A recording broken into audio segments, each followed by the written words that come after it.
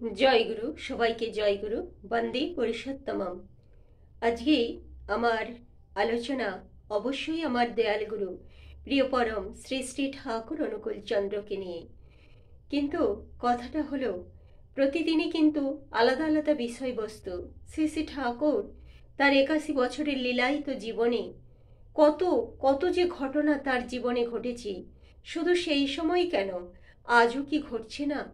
আজও কি প্রতি মুহূর্তে আমরা কত মা দাদারা অনুভব করছি যে যে গুরু জীবনে গ্রহণ করেছেন, প্রত্যেকেই কিন্তু অনুভব করেন তার গুরুকে নিয়ে তার নিজের জীবন কাহিনী।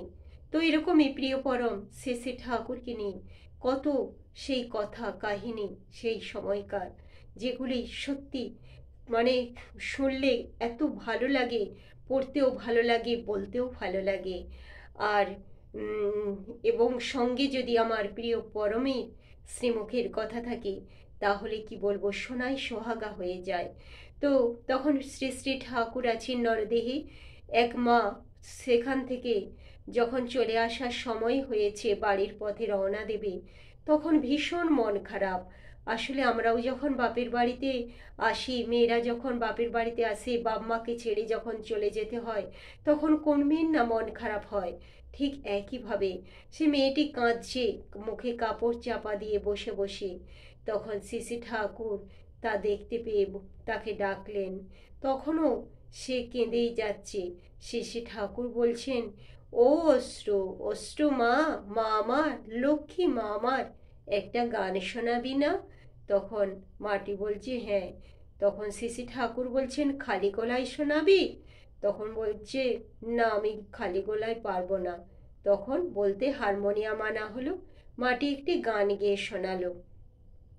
শোনানোর পর শ্রী ঠাকুর বলছেন যে দেখ, একটা কথা সব সময় মনে রাখবি, যে যজন যাজন ইষ্টভৃতি এটা তো করবি, আর উষা নিশায় মন্ত্র সাধন চলা ফেরাই জপ, যথা সময় ইষ্ট নির্দেশ মূর্ত করাই তপ। আর এই যে উষা নিশায় মন্ত্র সাধন করার পর ইষ্টভৃতি যে করলি, করার পর তারপর সেই প্রাতকৃত সেরে যে বাইরে বেরিয়ে পড়লি, তখনও কিন্তু তোর মধ্যে নাম চলবে। নাম কখনো ছাড়িস না। কথা বলছিস, ঘুরছিস, ফিরছিস, সব সময় কিন্তু নাম করবি। তারপর তিনি বলছেন যে আমাদের জীবনে যদি কেন্দ্রে সেই গুরু থাকে, সুকেন্দ্রিক যদি আমরা হই, তাহলে জীবনে অনেক কিছুই হতে পারে, হওয়া সম্ভব। বলেই তিনি বলছেন সেই মীরার কথা, যে মীরা তার প্রভু কৃষ্ণকে নিয়ে সব সময় তার সাথেই খেলা করত, গান শোনাতো, এমনকি পাশা খেলা পর্যন্ত করত। সবাই তাকে বলতো, তুমি, ও কি জীবন্ত, ওর সাথে তুমি এমন করো, ও কি তোমার ডাকে সাড়া দেয়? মীরা তখন বলতো, ও আমি আমি তো আর এর উপর, কৃষ্ণের উপর চাপ সৃষ্টি করতে পারি না, সেটা তো আমার হাতে নেই, কিন্তু আমি বিশ্বাস করি ওনার দয়া আছে, যখন হবে হবে। কিন্তু কৃষ্ণকে ছাড়া আমার যে এক মুহূর্তও চলে না গো, তাই তো আমি তাকে নিয়ে দিন রাত এক করে তার সঙ্গ করি। আর বলি, শ্রী ঠাকুর বলছেন যেমন শ্রীরামকৃষ্ণ, শ্রীরামকৃষ্ণ সেই মৃন্ময়ী মাকে চিন্ময়ী মা ভাবত। যখন কেউ তাকে বলতো যে তুমি মাকে ওই রকম করে যে খাওয়াও, এ করো, ও কি তোমার জ্যান্ত মা নাকি? তখন শ্রীরামকৃষ্ণ বলতেন, না না না, ওটি হবে না। তোমরা কি ভেবেছো তোমাদের কোথায় আমি মাহারা হব? ওই আমার চিন্ময়ী মা, মৃন্ময়ী মা কেন হবে গো? এতটাই বিশ্বাস। আর বলে শ্রী ঠাকুর বলতেন শবরীর কথা, যে শবরীকে কোনো এক সাধু বলেছিল, তুমি এইভাবে চলো, একদিন শ্রীরামচন্দ্র তোমার দুয়ারে ঠিক আসবে।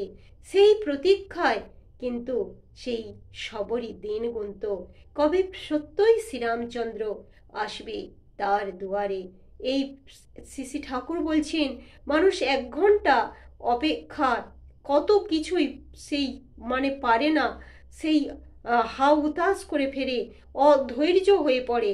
সেখানে সারাটা জীবন প্রতীক্ষা করল শবরী।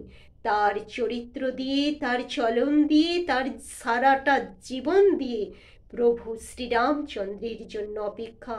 কখন তিনি আসবেন, তার জন্য ফুল তোলা, তার জন্য বাড়ি সাজানো, নিকানো, ফল তুলে রাখা, কখন প্রভু এসে সেবা করবে। আমার দয়াল যেন এসে ফিরে না যান, ব্যথা না পান, তারই জন্য প্রতীক্ষা। এই তো প্রকৃত ভক্ত। এই টান হলে তবেই না হয়, তবেই না ঈশ্বর দর্শন সম্ভব। যে শবরীর মতো এমন করে করতে পারে, সে কিন্তু তার কিন্তু সব হয়। তখন দুলালেমা কাছে ছিলেন, তিনি বলছেন, ঠাকুর এমন টান কেমন করে সম্ভব? শ্রী ঠাকুর বললেন, ভালোবাসা দিয়ে সম্ভব। ভাবা, বলা আর করা, মানে তার জন্য ভাবতে হবে, তার জন্য করতে হবে কিছু।